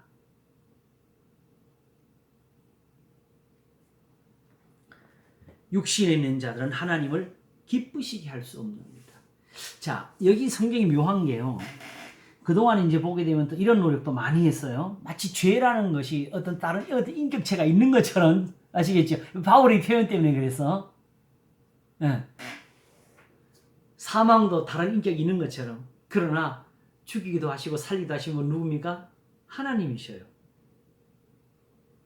그러므로 사망이 살아있는 것처럼 역사하는 것은 하나님이 심판을 하셔서 그런 거예요. 진노하셔서 그런 거예요. 사망이 따로 힘을 가지고 연막을 치고 하나님 사이에서 구름을 치면서 우리를 따로 잡아가는 게 아니라, 이런 마귀론, 거짓된 마귀들. 그리고 죄도 마찬가지. 나는 죄를 안 지어야 되는데 자꾸 죄가 역사해야 죄를 지어야지. 이것도 거짓말. 이건 완전히 철학이 만들어낸 거짓말. 이것도 세상적인 거죠. 그게 아니고 흠없이 행했는데도 그게 다 죄가 된 이 사실을 가리킨 거였죠. 자기는 일부러 죄지으려고 한 적 없어. 그것 때문에 고민한 적도 없어. 하나님 앞에 선을 행해야 되는데 왜 자꾸 죄를, 이 고민 한 번도 해본 적이 없어, 바울. 근데 결국 깨닫고 나니까 원하면 내게서나 선을 행하라 없노라가 되어 있던 거죠. 이와 같이 지금 우리가 다 신앙에서 이 깨달음을 얻지 못하면 또 다른 데로 각자 자기가 빠져있게 돼요. 그런 대표적인 것들이 바로 신약의 교회들이 나왔잖아요. 에베소 교회, 요한계시록 에베소 교회. 에베소 교회가 이제 모양을 보니까요, 다 우리 장로교 같아요. 교리 완벽하지요. 이단 잘 잡아내지요. 신앙적 투쟁 잘하지요. 근데 처음 사랑을 버렸어. 처음 사랑하니까 다 이것도 우리의 해서 그럴까? 내가 처음 믿을 때는 정말 열심히 잘 믿었는데 왜 요새 이럴까? 사도 요한이 처음 사랑을 표현을 받아 적었을 때는 요한 1서를 보시면 처음부터 들은 것에 거하라는 그 말씀을 가면 쉽게 가잖아요. 결국 교리 좋고 예배 잘 드리고 이단하고 잘 싸우고 핍박도 잘 견뎌내고 하는데 하나님의 계명을 지금 버렸다고.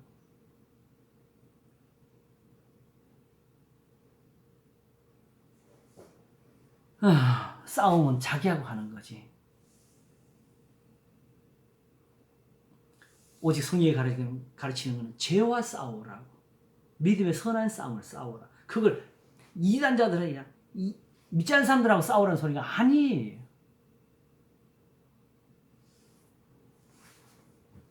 그러므로 하나님이 심판하시고 하나님이 진노하시고 그리고 하나님이 의롭다 하시고 이 모든 것은 본질적으로 하나님의 뜻에 있습니다. 아시겠죠?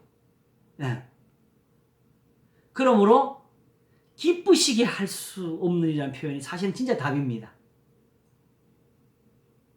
기쁘시게 할 수 없는 거. 하나님이 법이에요. 하나님이 진노하시면 사망입니다. 하나님이 불의하다 하면 그게 정죄입니다. 그러나 하나님을 기쁘시게 하게 되면 하나님이 그냥 아이고 얘가 나한테 밥도 잘 차려주고 상도 잘 음식도 맛있게 잘하니 기도도 열심히 이게서 기쁘신 게 아니라 하나님을 기뻐하시는 것은 바로 의로움이고 거룩함이고 제사보다는 자비로움이고 선을 행하는 거였잖아요. 바로 미가 6장 6절과 8절에 나오는 거 천천의 수양 만만의 강소 같은 기름으로 기쁘시게 할 수 없는 거. 다만 공의를 행하며 인자를 사랑하며 겸손히 하나님이 행하는 것이 아니냐. 그 답을 말하는 거지요. 그럼 육신에 있는 자들은 그냥 이걸 행하면서 또 이것도 하면 되겠지 이런 식으로 해서 여기서 들으시면 안 됩니다. 아시겠죠? 그리고 이제는 아예 붙잡지도 만지도 말라면서 그 말씀을 다 들어가 버렸어요. 왜? 에베소 교회 그런 것처럼 고린도전서에서 고린도 교회가 세례 가지고 또 그렇게 나왔잖아요. 이런 제사 없어도 세례 가지고 나온다고. 바울이 아볼로를 가지고 편이 나뉜다고. 그냥 편 나누기 위해서 그걸로 자기가 니보다 어렵다는 거, 내가 더 은혜를 많이 받았다는 거지. 그러므로 하나님의 교회에서 은혜 자랑하는 사람은 다 거짓말입니다. 사기꾼들이. 그런 거 없어요. 오직 그리스도의 십자가밖에 없습니다.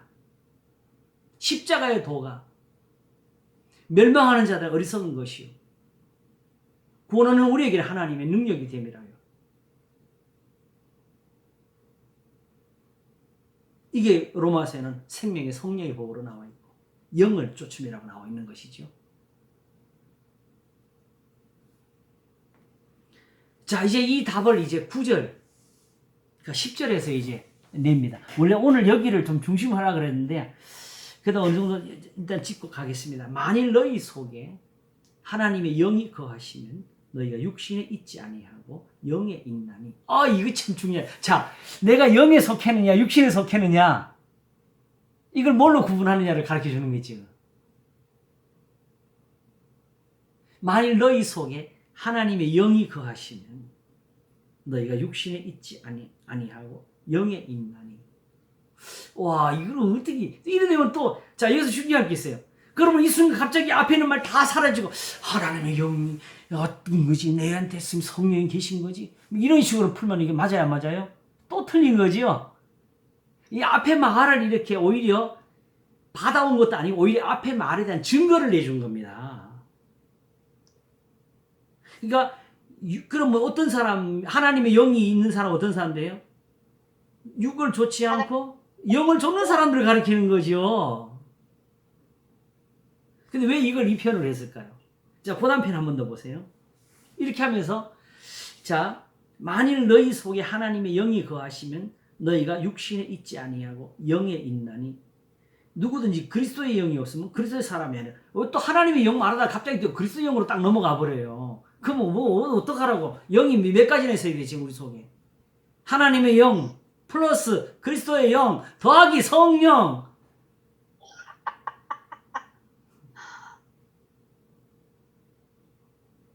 사실은 하나님의 영이 거하시면 너희가 육신에 있지 않고 영에 있나니 했으면 이걸 다 끝난 거죠.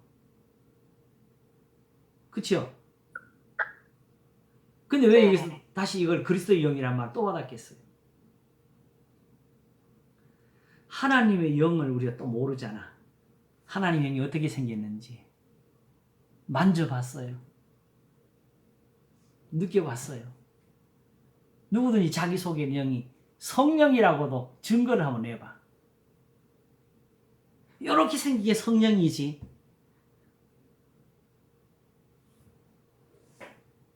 성령도 모르잖아요, 우리가. 내 안에 있는 게 성령인지 아닌지. 성령인지 아닌지. 이런 비슷한 표현이 있어요. 진리의 영과 미혹의 영이 있는데, 그럼 성령은 어디에 속해야 되겠어요? 진리의 영이 되어야 되겠지요? 그렇죠? 그러면 사단의 영은 미혹의 영이 되어야 되겠지요? 그렇죠? 그걸 어떻게 표현했냐? 자, 우리 요한 1서 4장을 보겠습니다.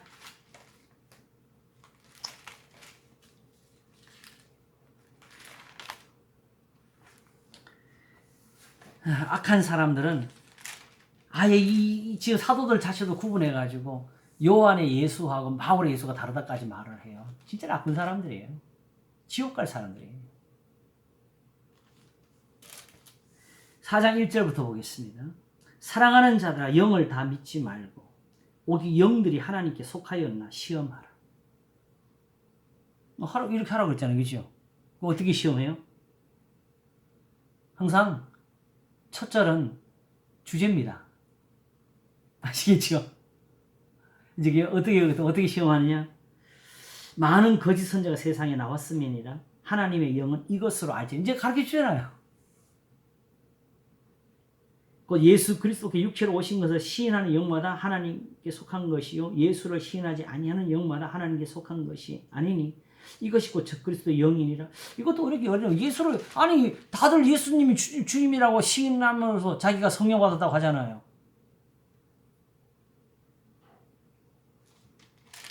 이건 뭔 소리예요? 뭘만 계속 봐요? 오리라 한 말을 너희가 들었거니와 이제 벌써 세상에 있느니라. 자녀들아 너희는 하나님께 속하였고 저희를 이기었나니 이는 너희 안에 계신 이가 세상에 있는 이보다 크심이라. 저희는 세상에 속한 거로 세상에 속한 말을 뭐죠? 하매 세상이 저희 말을 듣느니라. 세상에 속한 말은 어떤 거죠? 이제 우리가 들은 거 빼놓고 처음 봤을 때 생각해가지고 모르잖아요. 다음 구절. 우리는 하나님께 속하였으니 하나님을 아는 자는 우리의 말을 듣고 하나님께 속하지 아니한 자는 우리의 말을 듣지 아니하나니 진리의 영과 미혹의 영을 이로써 아느니라. 자, 뭐 간단해요. 그러면 요한 1서는 결국 뭘 가르치려고? 우리 말이 뭐였어요? 하나님께 속한 것은 사랑하는 자를 하나님께 속했다고. 서로 사랑하를 말하지 않는 것은 다 진리의 영이 아니고 서로 사랑하를 말하지 않는 영은 아무리 하나님은 한 분이라고 해도 그거는 미혹의 영입니다.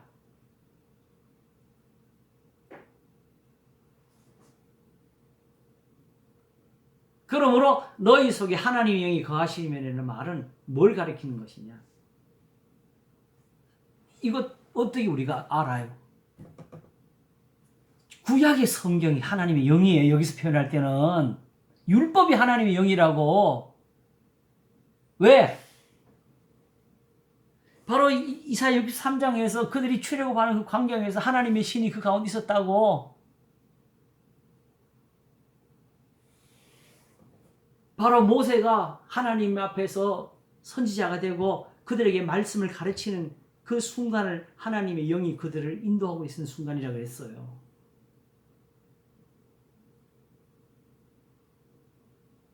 그러므로 율법을 떠나서 있는 영은 하나님의 영이 아닙니다. 답은 하나님께 있는 거예요. 예수님이 그리스도이신가 아니신가 그걸 뭐로 알아야 돼요? 예수님이 하나님 안에 있는가? 하나님이 예수님 안에 계시는가? 이게 답이잖아요. 하나님이 답이에요.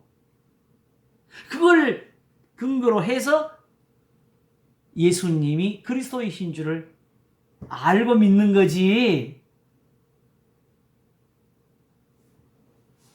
이게 왜 지금 이 순간에 이게 왜 중요하냐? 다른 무엇보다도 성경이 이렇게 쓰였구나. 이것까지 중요한 거예요. 그러므로 성경을 보는 실제로 그냥 예수님 주님 알고 주님 순종한 사람 많이 그냥 그게 괜찮아요.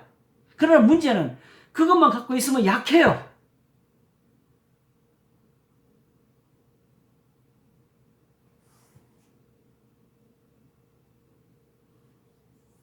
이제 곧 있으면 이 설교를 할 거가 다음 주에 할지도 모르겠어요. 마귀로는 이제 바로 이제 곧 하려고 그러는 이제 들어갈 계획을 잡았는데 마귀를 하기 전에 이걸 먼저 해야 될까 지금 생각을 하고 있어요. 성경대로보다 위험한 게 없다는 거. 왜냐하게 되면 모든 이단들이나 잘못된 가르침들이 다 성경을 가지고 와요. 예수님 시험 받을 때 예수님이 사람이 떡으로만 살 것이 아니요 하나님 이후로는 모든 것 살 것이 아니니까 바로 마귀가 뭘 가져왔어요? 시편을 가져왔죠? 그런데 중요한 건 뭐예요? 그 시편에 돌아가서 그게 마귀가 말한 그런 뜻인가 하고 봐야 되지요. 그럼 오히려 예수님 말씀처럼 주 여호와 너희 하나님을 시험치 말라 하는 말씀이 오히려 그 말씀이 맞다는 걸 배우게 됩니다. 그러므로 이렇게 증명을 받지 않은 성경은 아직까지 성경이 아니라고 봐야 돼요. 왜? 성경은 여기 있어요.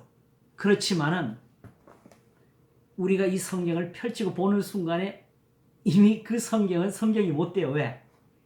이미 우리 해석으로 들어오게 되고 우리의 가진 생각 속에 들어와 버려요. 내 생각이 그걸 펼치고 있기 때문에.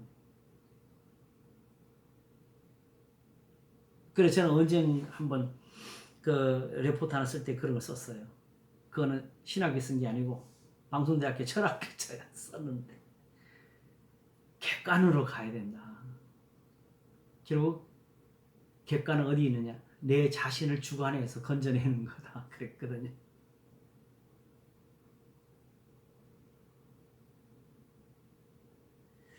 그게 사실 어려운 말이죠. 표현상으로 쓴 말인데.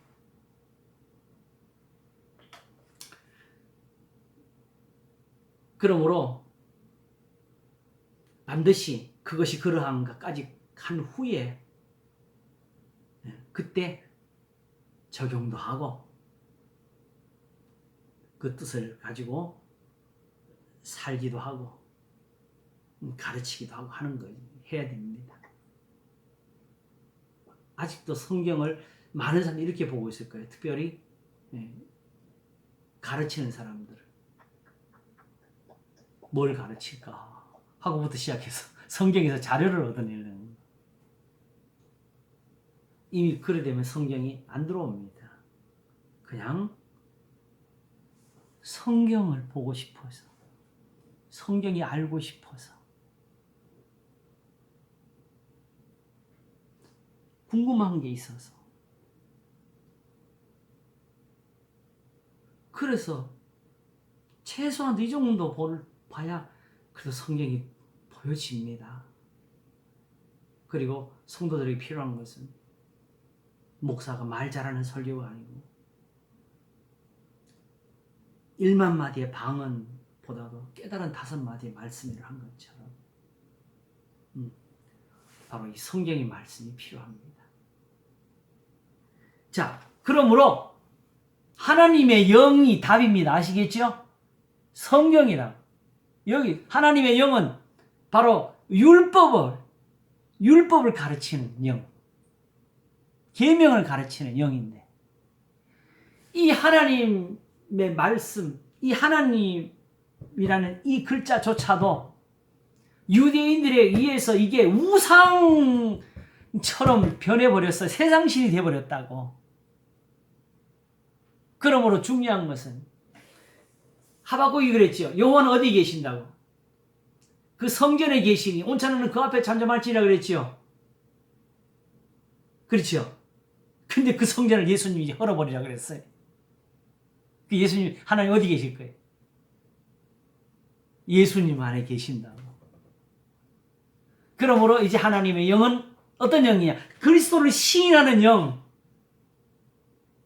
예수께서 육체로 오신 것을 시인하는 영. 그거 뭘 말하는 거예요? 실제로 마태복음에서부터 가르치는 그 예수님을 말하는 거잖아요. 결국 그것을 시인하는 게 요한일서에서는 서로 사랑하라는 계명을 지키는 거잖아요. 서로 사랑하라는 말씀한 분이 그리스도고 이걸 말씀하지 않는 영은 하나님의 영이 아니고 진리의 영도 아니고 미혹의 영이고 그리스도의 영도 아니다고. 그러므로 하나님의 영인지 아닌지 뭘 아느냐? 그리스도를 시인하는 영이 하나님의 영입니다.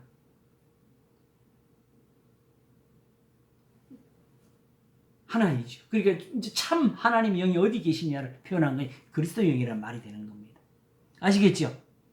그러므로 지금은 그리스도가 하나님이 맞습니다.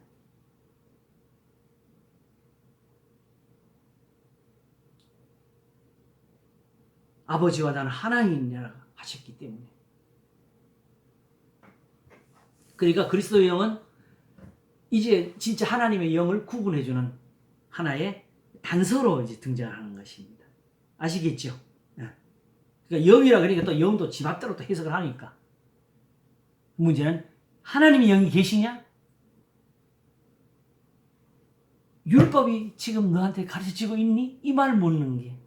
만약 너희 속에 하나님의 영이 거하시면 너희가 육신에 있지 않고 영에 있나니 하면서 결국은 그 표현을 가니 그러면 바로 하나님의 영은 어떤 영이냐? 그리스도의 영이 되는 거죠. 바로 그러므로 그리스도 예수 아닌 자는 결코 정죄함이 없나니를 아직도 풀고 있는 겁니다.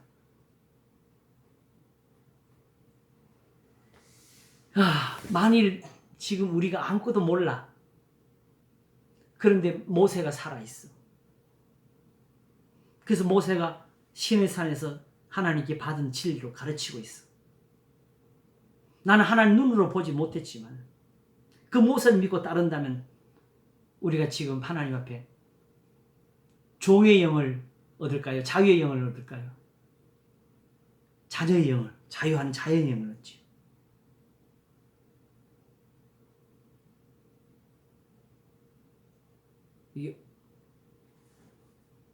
이제 우리한테 자녀가 되는 그런 영이 있는 거 바로 우리의 마음입니다. 아시겠죠? 하나님 말씀을 들은 우리 그걸 이제 자녀영이라고 그 표현을 갑니다. 또 그리스도께서 너희 안에 보십시오. 그만 그리스도 영이라 놓고 그냥 그리스도가 우리 마음에 끼시면이야. 그래 이것도 그냥 세상 정경에서 그리스도가 내 안에 계시죠. 내 안에 계시죠. 고린도후서 5장을 가시면 우리가 살 동안은 예수님과 따로 떨어져 산다고 말을 했어요.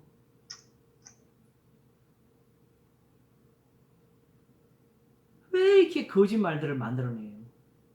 다만 그리스도께서 마음에 계시는 게 뭐냐? 에베소서 3장 끝에 가면 믿음으로 말미암아 그리스도께서 너희 마음에 계시게 하옵시고 나와요. 다시 말하면 그리스도가 마음에 계시면은 예수님의 말씀이 우리한테 살아있게 돼 있는 거고 예수님의 인도하심이 있는 거 아니겠어요? 그 말에서 하는 거예요. 예수님 말씀을 두고 하는 거예요. 그래서 고린도후서 13장에 너희가 믿음에 있는가 너희 자신을 시험하고 너희 자신을 확정하라. 그리스도께서 너희 안에 계시고 너희가 스스로 알지 못하느냐? 그래서 너희가 버리운 자니라. 그 말은 고린도 교회에다가 고린도 전서가 지금 있니? 고린도 후서가 지금 너한테 살아있니? 그렇지 않으면 너는 저주를 받은 사람이라고 말하는 거예요. 그래서 마르나타 누구든지 주를 사랑하지 않으면 저주를 받을 자면서 주께서 임하시냐를 말한 거지요. 예수님 오시면 너 저주받는다 고린도 교회. 이대로는. 교회가 저주를 받는다.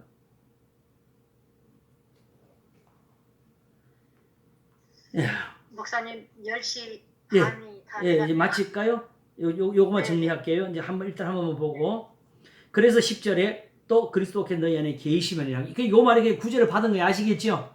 이렇게 우리가 예수님 말씀대로 살고 있으면의 소리를 이렇게 표현한 거고요. 몸은 죄로 인하여 죽은 것이나 영은 의로 인하여 산 것이니라. 더 이상 제사는 안 되고 제단은 쌓을 수가 없어도 우리 영이 살아 있어서 이 영으로 기도하고 이 영으로 하나님 앞에 예배 드립니다. 어떻게? 그러므로 형제들아, 내가 하나님의 모든 자비하심 너희를 권하는 너희 몸을 하나님이 기뻐하시는 거룩한 산제사로 드리라. 이는 너희들의 영적 예배네. 로마서 12장에 가는 거지. 사랑의 거짓 없는 악을 메고 선에 속하라면서 우는 자들과 함께 울고 기뻐하는 자들과 함께 기뻐하라고. 내 원수가 줄이거든 먹이고 목마르든 마시오라고. 할 수 있거든 모르는 사람과 더불어 평화하라고 하시는 이 예수님이 계시면 이런 뜻이 되는 거지요. 그러되면 영은 살아있는 거다. 그러므로 너는 영에 속해 있기 때문에 바로 그때는 우리 자신 자체가 손도 발도 모든 것이 다 영에 속해 있어요. 그래서 우리가 행하는 모든 것들이 다 영적인 것이 되고 살아있는 것이 되고 우리의 기도는 의로운 것이 되고 야고보서 말한 것처럼 의인의 기도는 역사하는 힘이 많은 리가 되는 것입니다. 그래서 예수를 죽은 자 가운데서 살리신 이의 영이 앞에 하나 더 죽은 것이 영은 뭐 때문에 의를 인하여 산 것이라 되어 있어요. 아시겠죠? 예, 의를 인하여 산 것이라 되어 있고 예수를 죽은 자 가운데 살리신 이의 영이 너희 안에 거하시면 참 금방 그리스도의 영이 또 다시 하나님의 영으로 오지요, 그지요? 예. 너희 안에 거하시는 그의 영으로 말미암아 너희 죽을 몸도 살리시리라. 그러므로 형제들아 우리가 빚진 자로 되 육신에게 져서 육신대로 살 것이 아니니라. 너희 육신대로 살면 반드시 죽을 것이로되 우리가 사실은 제사가 필요한 사람이고 우리가 속죄가 필요한 사람이 맞지만은 저렇게 육신대로 살아서는 그게 오히려 안 된다고 영으로서 되어 있는 거라고. 너 육신대로 살면 반드시 죽을 것이로되 저런 식으로 제사와 영을 들어서는 망한다, 죽는다.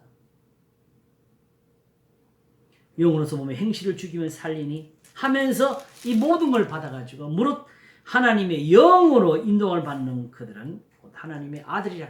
영으로 인도함이니까 나도 모르게 성령 충만하니까 막 착하면 막 나와 이런 거짓말한 게 아니고 하나님의 말씀으로 가르침을 받고 있는 걸 가르치는 것이고 이걸 시편 143편에서 주의 영이 선하시니 나를 공평한 땅으로 인도하소서. 주는 나의 하나님이시 나를 가르쳐 선을 행하게 하소서. 진리를 행하게 하소서. 나를 가르쳐서. 무릇 이렇게 해서 하나님 말씀대로 사는 것을 하나님의 영으로 인도를 받는 그들은 곧 하나님의 아들이라. 자녀라. 너희는 다시 무서워하는 종의 영을 받지 아니하였고 양자의 영을 받았으므로 아버지라 부르죠. 이 영은 또 양자의 영은 또 무엇이냐. 이렇게 하나님 계명대로 사는 것을 두고 말하는 거예요. 그냥 똑같은 말이고 다만 성령이 친히 우리 영으로 더불어 우리 하나님의 자녀인 것을 증거하시나니 하면서 펼쳐진 이 말씀은 다음 시간에 우리가 하도록 하겠습니다. 결국 같은 말이겠죠? 이영미 선생님 나갔다 오셨나? 자, 주여. 성령도 결국은 뭘 가리키는 말이냐? 구약에 있습니다. 구약 성경을 가리키는 것이고 다만 한 가지 미리 말씀을 드리면 이사야에 나타나는 것은 32장의 끝에 보게 되면 성령을 주시게 되면 그동안 하나님의 저주에서 황폐하게 되었던 이스라엘 땅이 다시 사람이 사는 살기 좋은 땅으로 바뀐답니다. 이렇게 해서 성령을 주셨다는 표현이 나오게 되는데 다시 우리에게 구원이 이루어지고 우리의 기도가 하나님 앞에 연락이 되고 하나님 앞에 정말 이제가 기사가 함께하는 그 역사를 가리켜서 성령을 주심이라고 표현한 거예요. 이 부분을 우리가 다음 시간에 한번 증명하도록 하겠습니다. 수고하셨습니다. 감사합니다. 기도할게요. 목사님 예. 감사합니다. 예, 감사합니다. 예. 하나님 아버지 감사합니다. 만일 너희 속에 하나님의 영이 거하시면은 너희가 육신에 있지 아니하고 영에 있나니 누구든지 그리스도의 영이 없으면 그리스도의 사람이 아니라.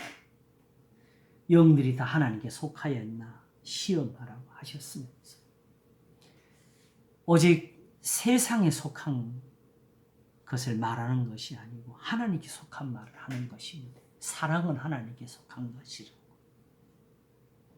그러므로 사랑하는 자는 다 하나님께 속한 것이고 하나님께 속한 자는 우리의 말을 듣는다 하신 것처럼 오늘도 이 성경에 말씀하신 대로 진리를 알게 하고 깨닫게 하는 영이 하나님의 영입니다. 우리 안에 거하시는 자가 세상을 이긴 것이라는 것이 이것입니다. 오직 하나님의 영으로 우리가 지금 인도를 받고 있는 것을 저희도 더욱 깨닫게 하시고 알게 하셔서 죽은 자를 살리시는 하나님께로부터 사랑을 얻으며 보호를 받으며 지키심을 얻는 하나님의 자녀가 되게 하여 주시옵소서. 감사하고 오늘도 우리에게 자녀의 영을 주시는 주님 예수 그리스도 이름으로 기도하옵나이다. 아멘. 아멘. 감사합니다. 감사합니다. 수고하셨습니다. 건강하세요. 예, 모두 건강하세요. 다음 주에도 뵙겠습니다. 감사합니다. 네. 다 건강하세요. 네, 목사님 건강하시고요. 예. 삐삐삐삐.